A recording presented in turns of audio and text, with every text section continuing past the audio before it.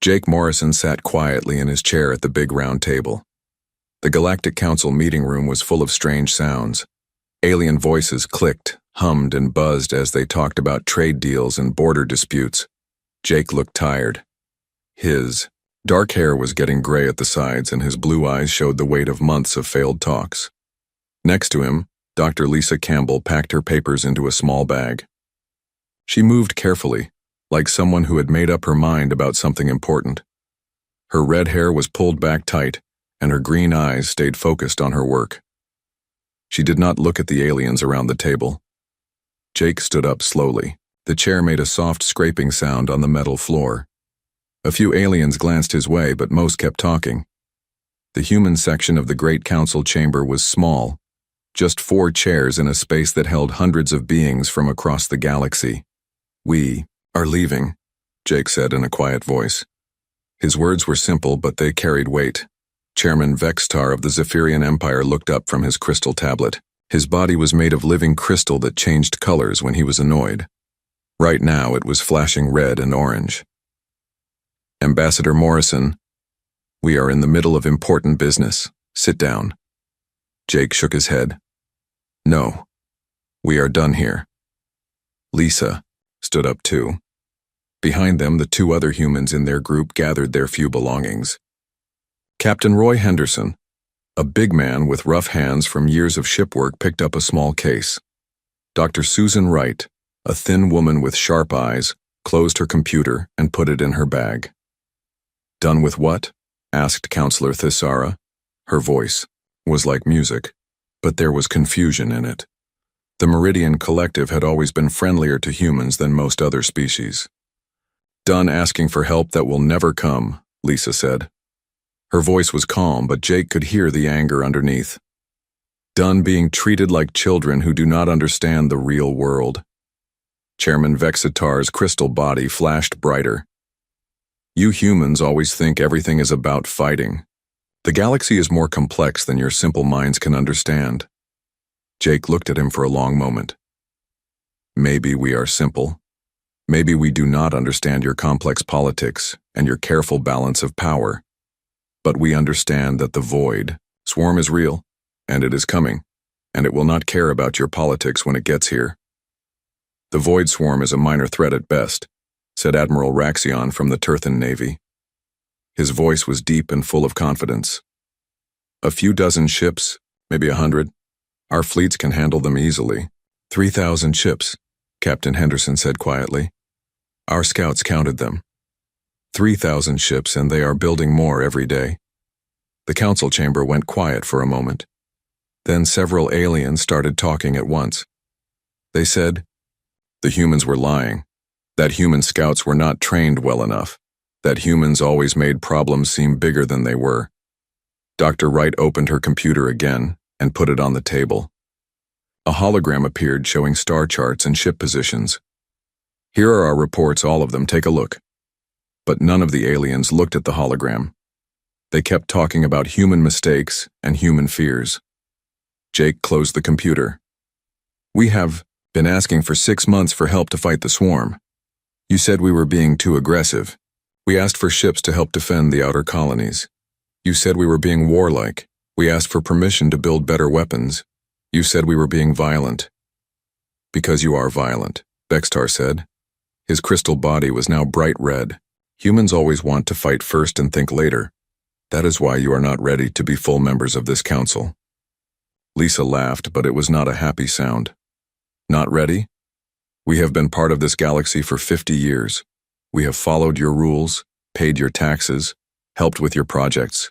We have saved your people from pirates and disasters.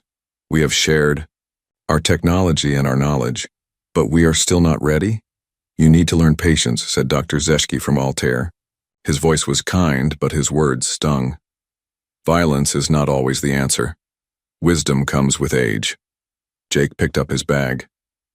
"How old does a species have to be before their warnings matter? How many of our colonies have to be destroyed before you believe us?" The aliens did not answer.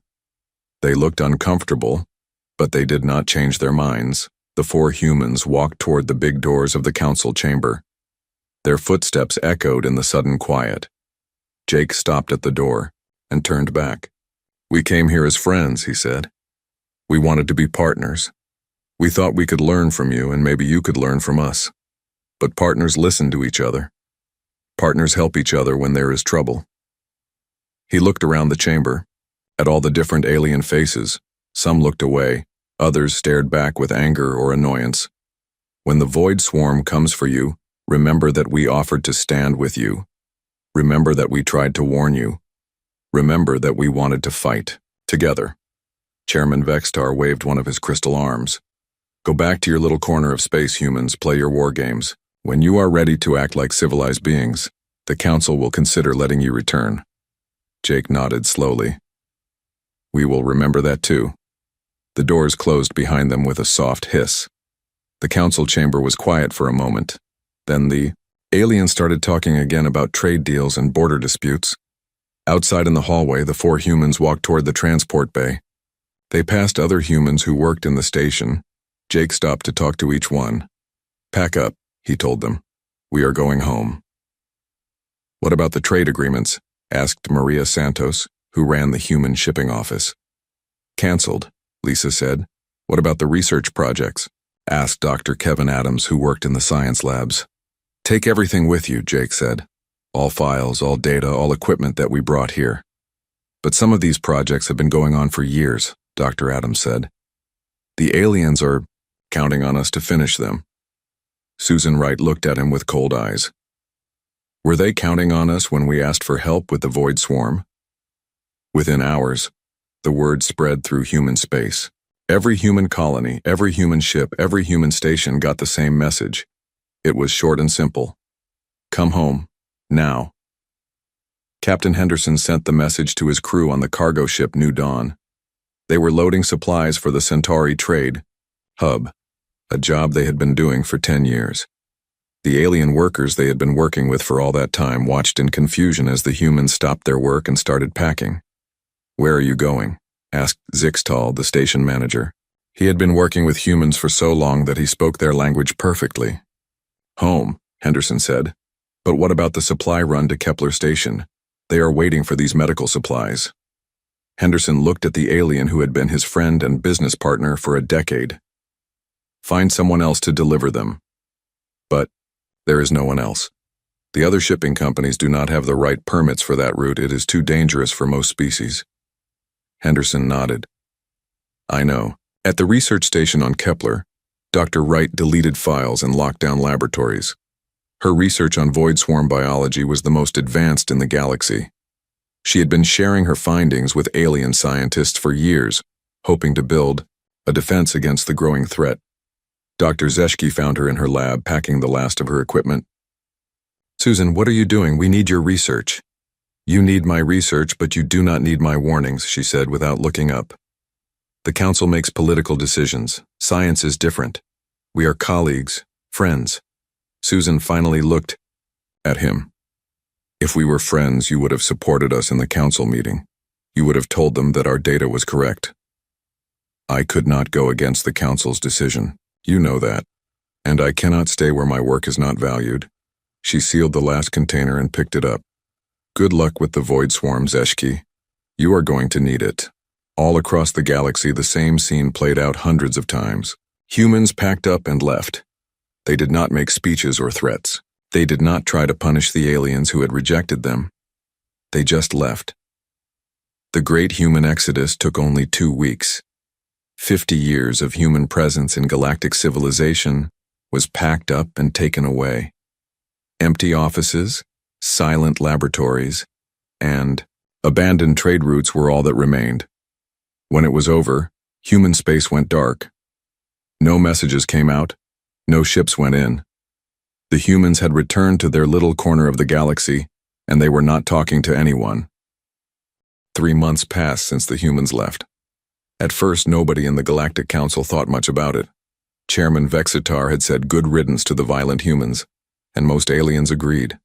They thought the galaxy would run better without human interference. But things started to go wrong. Councillor Thisara stood in front of the emergency council meeting. Her usually calm voice shook as she read from her reports. The beautiful singing quality of her voice was gone, replaced by worry and fear. Trade between our worlds is down by almost half, she said. Ships are not arriving on time, some are not arriving at all. The council chamber buzzed with confused voices. How could this be happening? The galaxy had been trading for thousands of years before humans even learned to fly between stars. Admiral Raxion shifted in his seat. His confident voice from 3 months ago was quieter now. Our supply ships are having trouble with the dangerous shipping routes. The crew say the routes are too risky. Thaisara nodded. The humans used to take those routes. They said the danger was acceptable if you were careful and prepared. Chairman Vextar's crystal body flashed annoyed colors. Surely other species can learn to fly those routes. Humans are not special. But they were learning that humans might have been more special than anyone thought. Captain Bill Martinez had run supply missions to the Rim colonies for 15 years. He was one of thousands of human captains who took the jobs that other species found too dangerous or too boring. The routes through asteroid fields, the long hauls to distant mining stations, the emergency supply runs during storms or disasters. Now those jobs were not getting done. The Altarian merchant Captain Velnax tried to take one of the routes that Captain Martinez used to fly. It was a simple supply run to a mining colony, but it went through a field of unstable asteroids. Human pilots had been making that run for decades without major problems. Velnax's ship was damaged by asteroids on the first day. He had to turn back, leaving the mining colony without the food and medicine they needed. When he reported to his company, he was angry and confused. How did the humans make this look so easy, he asked. The route is impossible. His company manager looked at the old flight records. Captain Martinez had filed detailed reports every time he made the run. He wrote about asteroid patterns, gravity shifts, and safe windows for passage. He had mapped every danger and every safe path. But Velnax had not read those reports. His species thought human caution was just fear. They had ignored the detailed flight plans and tried to fly the route using their own methods. The mining colony went without supplies for 2 weeks before another captain could be found. By then, 3 miners had died from lack of medicine. Similar problems happened all across the galaxy. Space stations that had been maintained by human engineering teams started breaking down. The humans had worked in dangerous areas that other species avoided. They fixed problems in radioactive zones, in extreme temperatures, in places where the gravity was wrong or the air was poison. Dr. Angela Rivers had been the chief engineer at Central Station, the galaxy's biggest trade hub. She had worked there for 20 years, keeping the massive station running. When she left, the aliens thought they could easily replace her. They were wrong. Central Station was old, built by a dozen different species over hundreds of years. Each species had used different technology, different materials, different ideas about how things should work.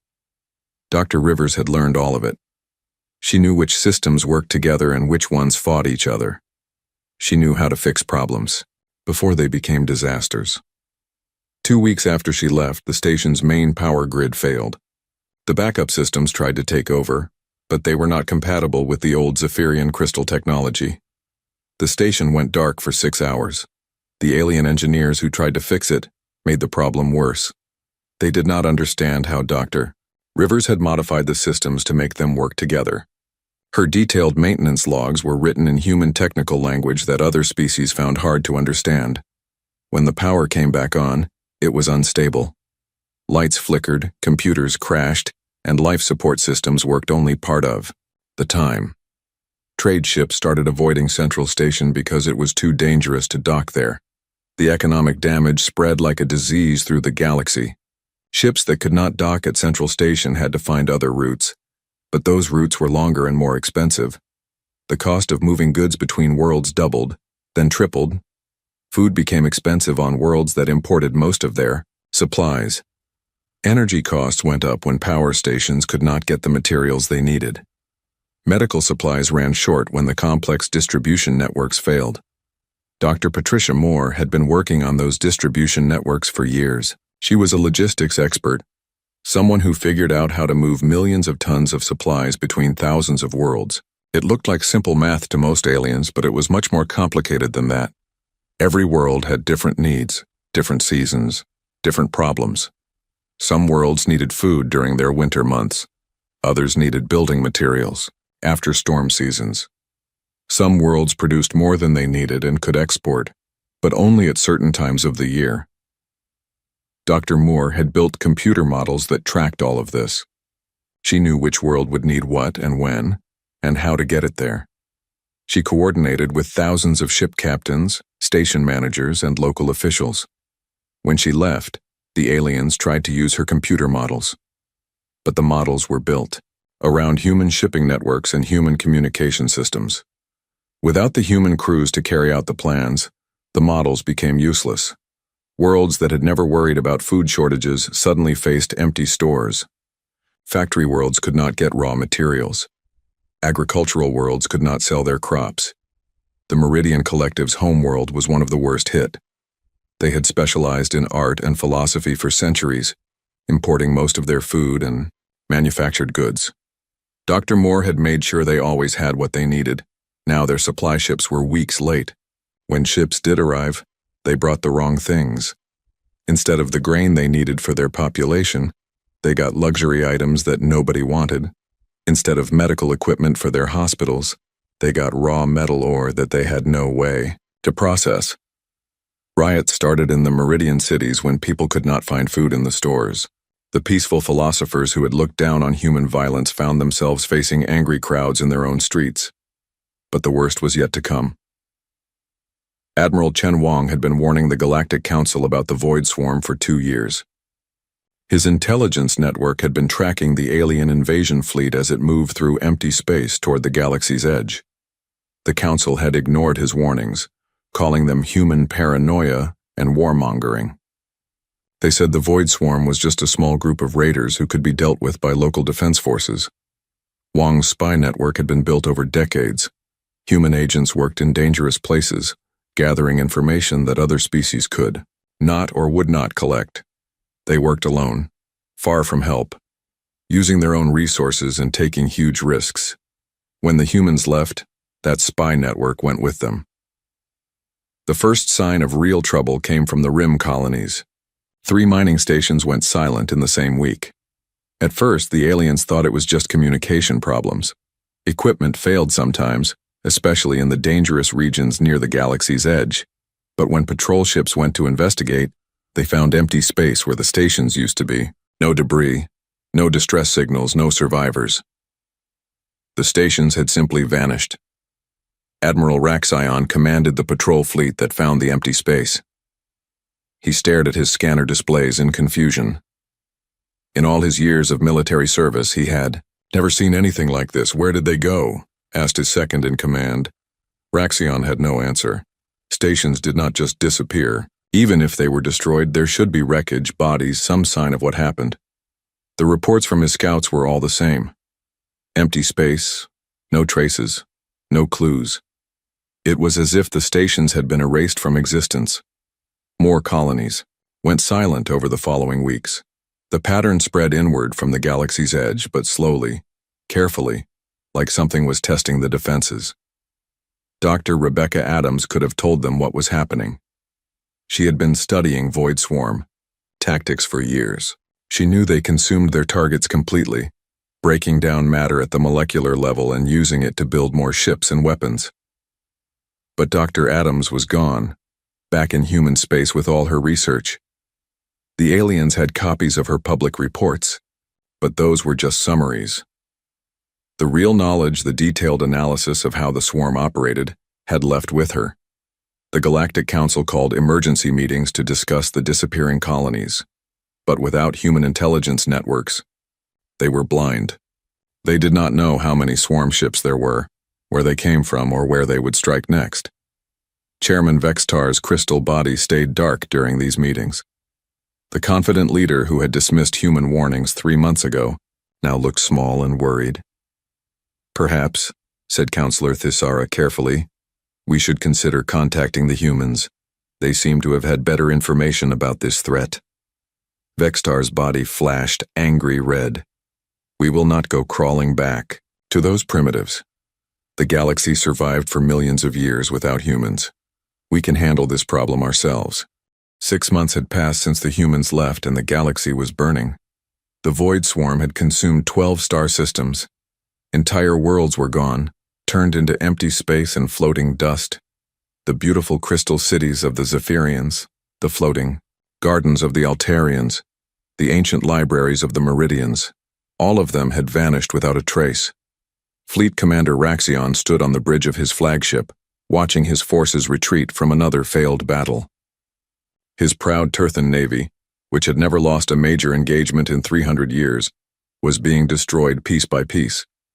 The enemy ships were like nothing he had ever seen. They moved in perfect coordination, as if controlled by a single mind. When his forces tried to outflank them, they responded instantly. When his ships tried to retreat, the enemy knew exactly where they would go. "Commander," his communications officer called out, "we are receiving surrender offers from the enemy." Raxion laughed bitterly. "The void swarm does not take prisoners. They consume everything." He thought about Admiral Chen Wang, the human who had tried to warn them about swarm tactics. Wang had explained that the enemy was not just an invasion force. It was a living weapon that grew stronger with every victory. Each world they consumed gave them more resources to build more ships, more weapons, more soldiers. The aliens had not listened then. Now Raxion wished desperately that he could ask Wang for advice, but the humans were gone, sealed away in their own space, and they were not answering any calls. The economic collapse that had started with missing supply ships was now complete. Worlds that had imported food for centuries were starving. Manufacturing centers could not get raw materials. Medical facilities ran out of basic supplies. On the Meridian homeworld, Counselor Thisara walked through streets that had once been filled with art and music. Now they were empty except for long lines of hungry people waiting for food rations. The beautiful crystal fountains had been turned off to save energy. The floating sculptures had fallen to the ground because nobody knew how to maintain the anti-gravity systems.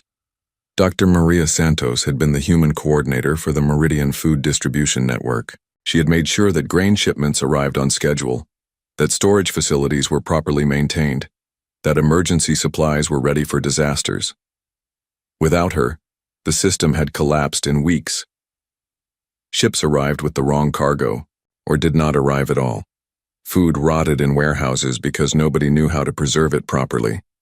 Distribution centers broke down because the maintenance crews did not understand the human-designed equipment. Thisara had once thought that logistics was simple work that any intelligent being could do.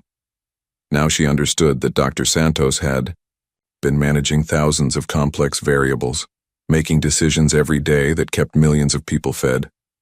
The counselor tried to contact other worlds for help, but they all had the same problems. The careful balance of trade and resources that had kept the galaxy stable for centuries was gone. Chairman Vexitar faced a vote of no confidence in the Galactic Council. More than half the member species wanted him removed from power.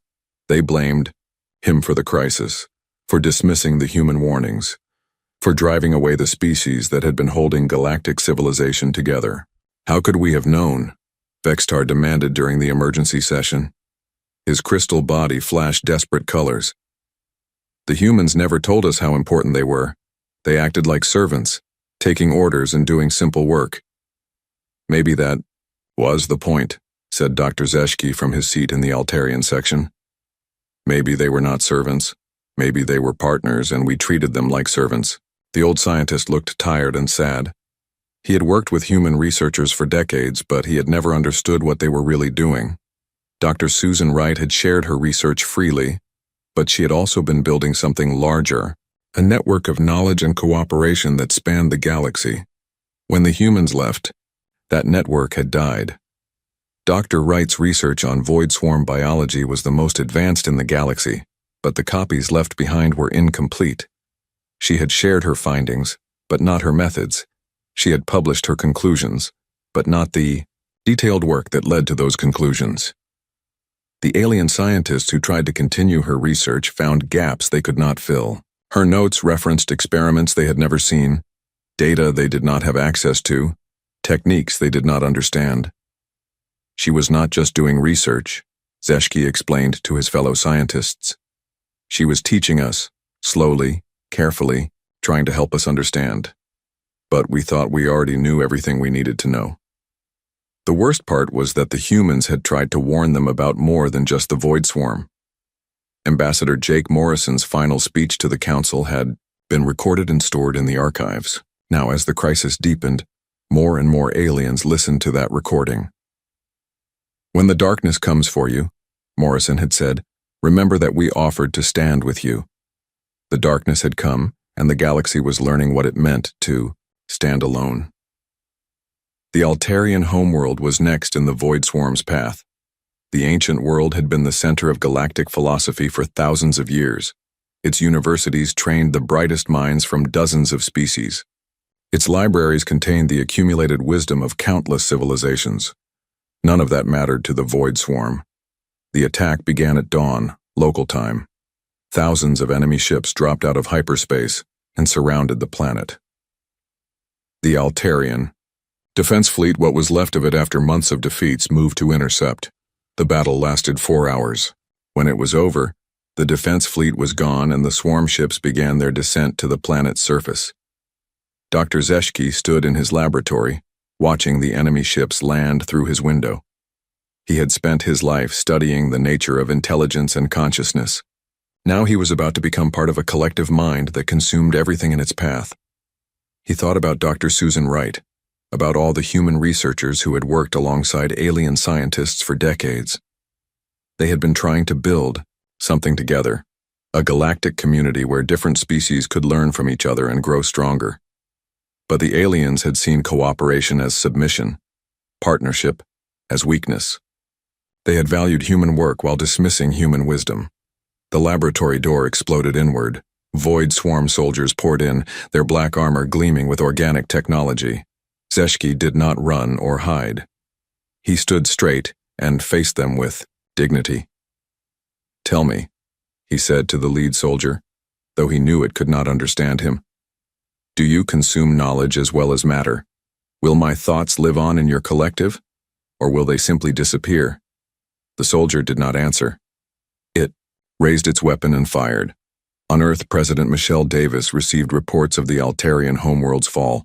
She stood in the Situation Room of the Global Defense Command, surrounded by military officers and civilian advisors. The walls were covered with displays showing the void swarms advance through the galaxy. "They are moving faster now," reported General Frank Collins.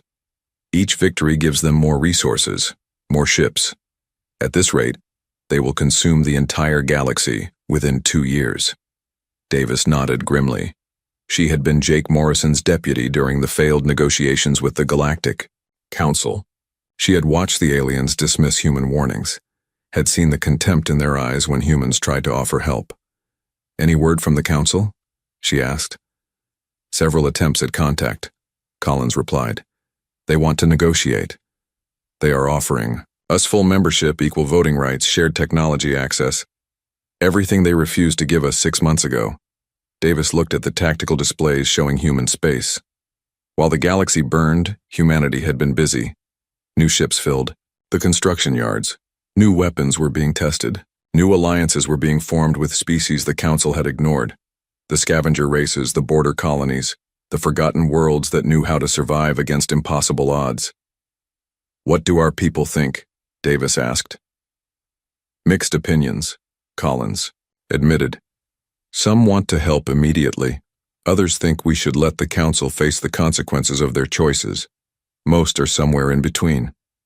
Admiral Kate Morgan entered the room, still wearing her spacesuit from a recent patrol mission. She had been Jake Morrison's military advisor during the Council negotiations. She had watched alien admirals dismiss human tactical doctrine as primitive warmongering. "The swarm has reached the core worlds," she reported.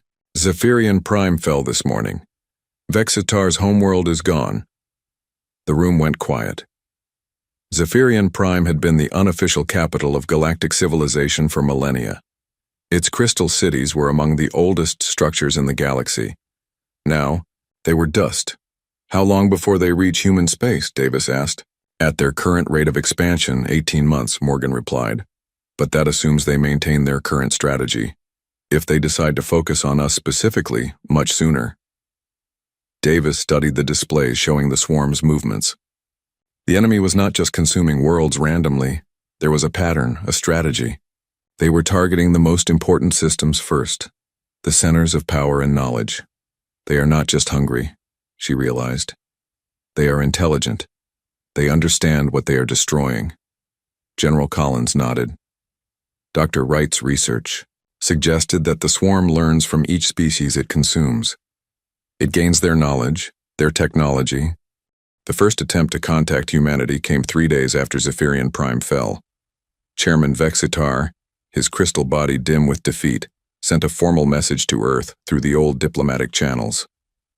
The Galactic Council respectfully requests an audience with human leadership to discuss matters of mutual concern, the message said. It was polite, careful, and completely ignored. The automated response from human space was simple. Human territory is currently closed to outside visitors. Please contact local authorities in your own region for assistance. Vexitar stared at the message for a long time. Local authorities. As if the Galactic Council was just another regional government instead of the ruling body of galactic civilization. Send another message, he ordered his communications staff. Offer them full council membership, equal voting rights, shared technology access. The second message was also ignored.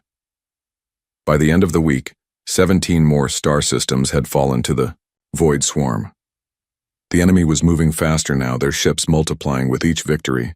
The pattern of their advance showed a terrifying intelligence. They were not just consuming worlds randomly, but targeting the most important systems first. Counselor Thisara tried a different approach. She sent personal messages to human scientists and engineers she had worked with over the years. Dr. Susan Wright, Dr. Kevin Adams, Captain Bill Henderson, dozens of humans who had been colleagues and, she thought, friends. None of them answered. On Kepler Station, the alien staff struggled to maintain basic operations. The station had been designed as a joint research facility, with humans handling the dangerous technical work, while aliens focused on theoretical research. Now the humans were gone, and the aliens were learning just how much they had depended on human expertise. Dr. Zeshki's replacement, a young Altarian named Veleth, tried to restart the Void Swarm research project. He had Dr. Wright's published papers and her basic laboratory notes. How hard could it be to continue her work? Very hard, as it turned out. Dr. Wright's research had involved working with live void swarm specimens in containment fields that required constant adjustment. The specimens were captured from destroyed ships and were still partially active, trying to consume anything they could reach. The first time Veleth tried to examine a specimen, it broke through the containment field in seconds. The creature, no bigger than his hand, began consuming the laboratory equipment and growing larger. It took the station's security team 3 hours and half their weapons to destroy it. Veleth realized that Dr. Wright had made handling these deadly creatures look easy. But she had been using techniques and safety protocols that she had never fully documented. Her casual notes about standard containment procedures referred to methods that only she and her human team had understood. The agricultural worlds were facing an even worse crisis.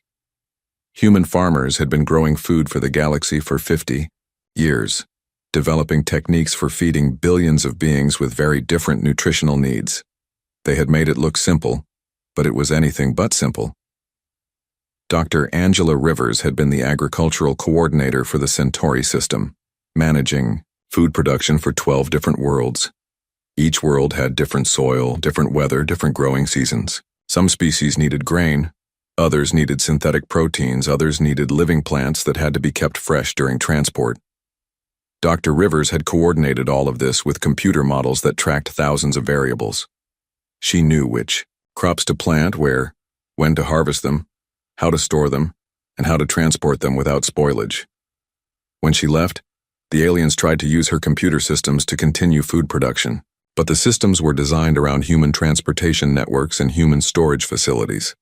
Without the human crews to carry out the plans, the whole system collapsed.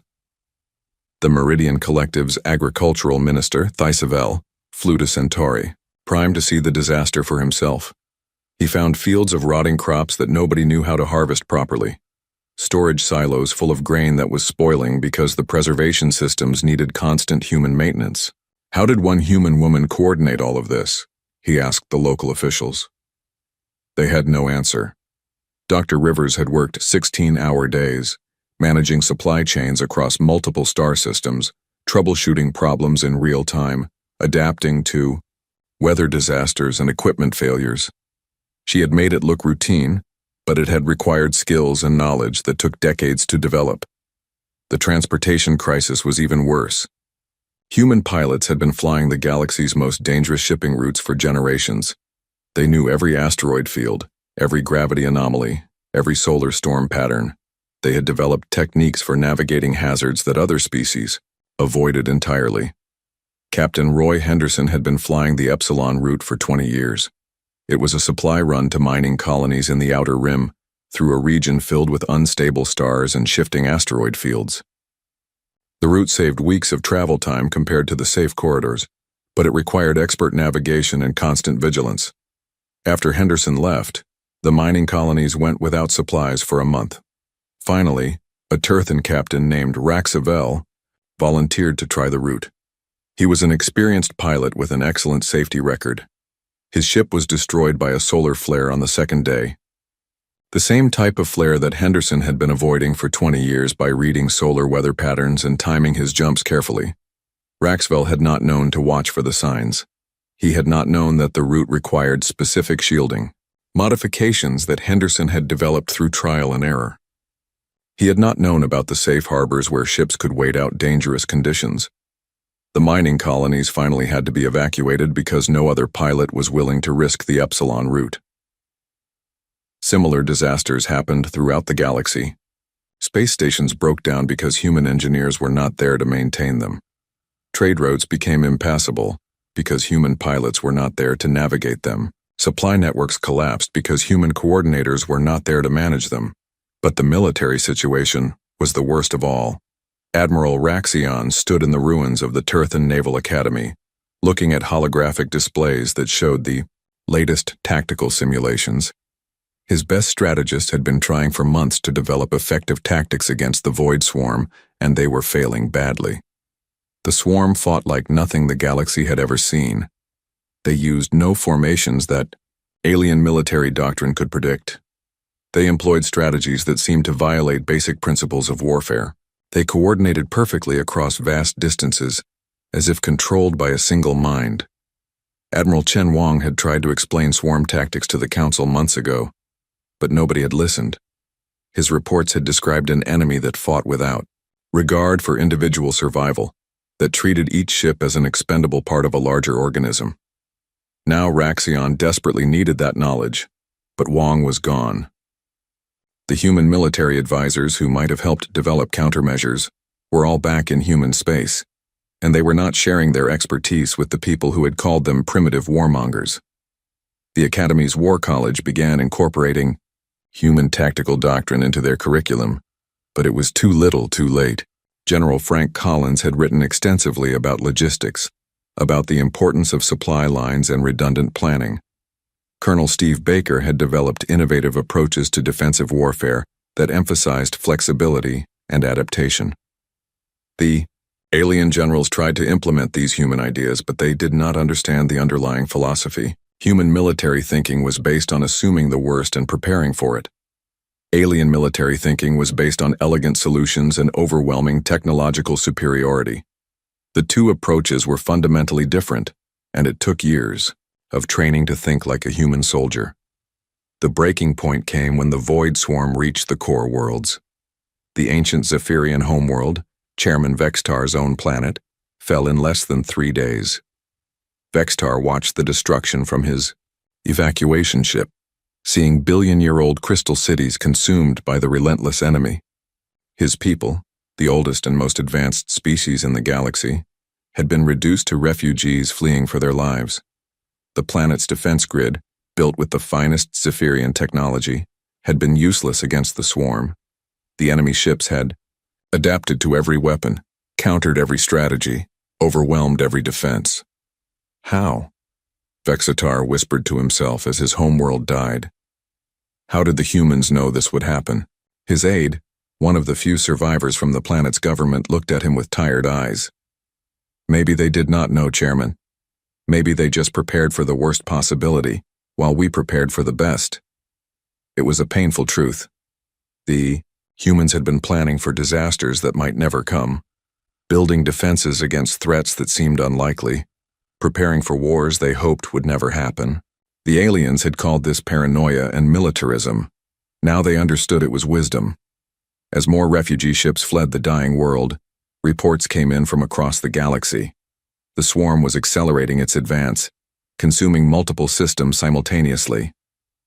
The careful balance of galactic civilization was collapsing completely. The emergency session of the Galactic Council was smaller than it had ever been. Half the member species had lost their homeworlds to the Void Swarm. Others were fighting for survival in their last remaining colonies.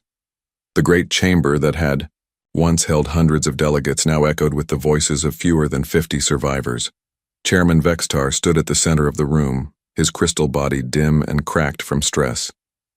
He had aged decades in the past year, watching his civilization crumble around him. The proud leader who had dismissed human warnings now faced the end of everything he had tried to protect. "Fellow beings," he began, his voice barely above a whisper, "we gather here today to face a truth that we should have accepted long ago." The remaining delegates listened in silence. There was no more political maneuvering, no more species rivalry, no more ancient pride. There was only desperation and the growing certainty that they had made a terrible mistake. "The Void Swarm has consumed 60% of our worlds," Vexitar continued. "Our fleets are destroyed. Our economies have collapsed. Our people are dying, or fleeing to the few safe havens that remain." Counselor Thisara, speaking for the Meridian survivors, stood up slowly. "We all know why we are really here, Chairman. We need to ask the humans for help." The words hung in the air like a confession of failure. For 1,000 years, the Galactic Council had been the supreme authority in their region of space. Now, they were reduced to begging for assistance from the species they had called primitive. "I formally propose," Vexitar said, each word causing him pain, "that we request the return of humanity to the Galactic Council. We acknowledge our error in judgment and humbly ask for their assistance in our darkest hour." The vote was unanimous. There was no debate, no discussion, no alternative proposals. Every surviving delegate raised their hand, arm, tentacle, or wing in agreement. The message they sent to Earth was simple: "We were wrong, please help us." The response came not from Earth's government, but from Admiral Kate Morgan, commander of the Human Defense Fleet. Her image appeared on screens throughout the remaining Council worlds, transmitted on every frequency, in every language the galaxy used. "People of the Galactic Council," she began, her voice calm but firm. "We received your message. We also received your previous messages, all 47 of them, over the past 8 months. Morgan was a middle-aged woman with gray streaks in her brown hair and lines around her eyes that spoke of years spent making difficult decisions. She wore the simple blue uniform of the human space navy, with no decorations or symbols of rank except the small admiral's star on her collar. You ask for our help now that your worlds are burning and your people are dying. You offer us partnership now that you need our ships and our soldiers. You promise us equality now that you have no other choice." The alien delegates watching the broadcast shifted uncomfortably. Morgan's words were not angry or accusatory, but they cut deeper than any insult could have. "1 year ago we told you that the storm was coming. We offered to weather it together. You chose pride over partnership, ancient authority over present need. You called us violent primitives who did not understand the complexities of galactic politics."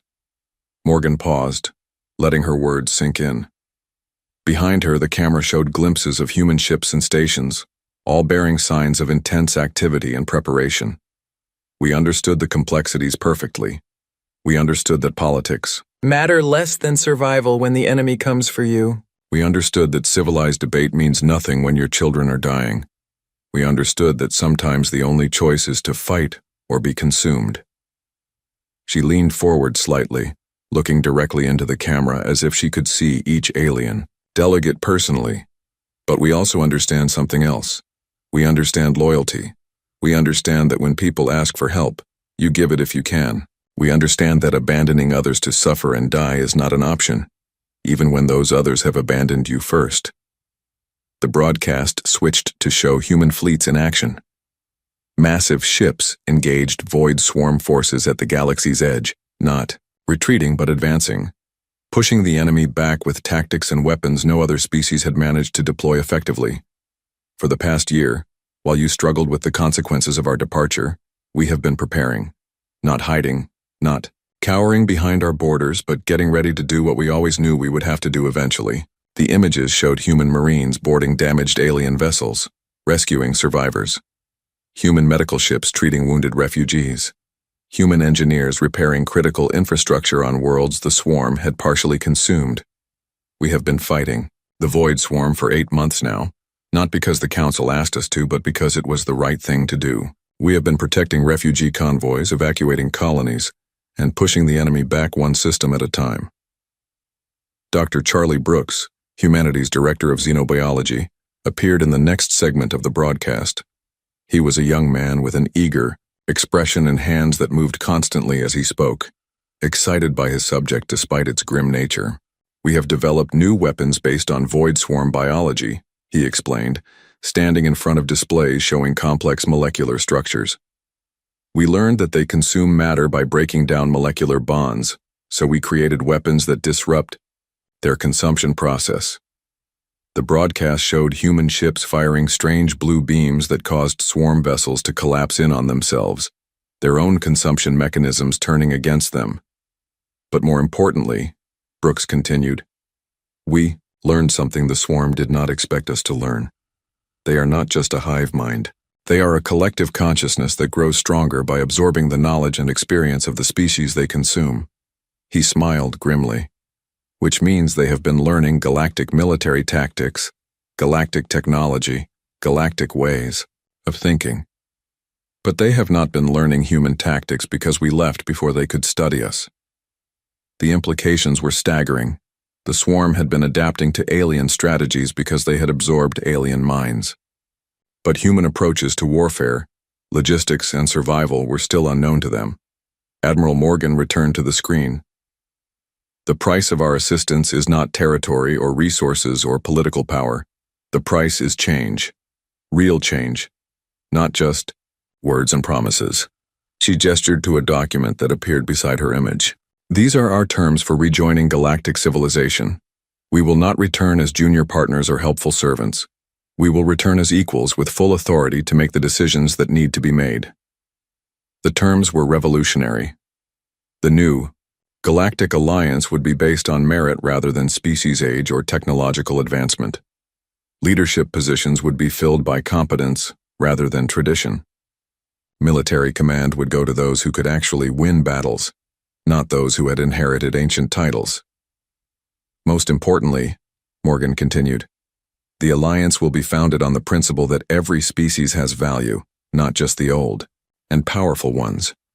The scavenger races, the border colonies, the forgotten worlds that have been surviving on their own for centuries. They will have voices too. The broadcast showed human fleets working alongside ships from dozens of species that the old council had barely acknowledged. Asteroid miners, frontier traders, and refugee groups all flying in formation with the human defense fleet. We learned something during our year away from galactic politics, Morgan said. We learned that the galaxy is bigger than the Council. Chambers, that civilization is more than crystal cities and ancient libraries. The real strength of any civilization comes from the people who do the work, not the people who make the speeches. President Michelle Davis appeared in the final segment, speaking from the Global Defense Command Center on Earth. She was a tall woman with short black hair and calm brown eyes that missed nothing. To the surviving members of the Galactic Council, we offer partnership based on mutual respect and shared sacrifice. To the people of all species who are fighting for survival, we offer hope and assistance. To the void swarm, we offer nothing but destruction. The broadcast ended with images of human relief ships arriving at besieged worlds, of human engineers rebuilding destroyed infrastructure, of human soldiers fighting alongside alien defenders. Chairman Vexitar stared at the blank screen for a long time after the transmission ended. Around him, the other delegates sat in stunned silence. "Well?" asked Thisara finally. "Do we accept their terms?" Vexitar's crystal body flickered with colors that had no name in any alien language. "Do we have a choice?" The vote was unanimous again. The old Galactic Council dissolved itself and transferred all authority to the new Galactic Alliance. The species that had ruled the galaxy for millennia stepped aside for a new order based on human principles of competence, cooperation, and courage.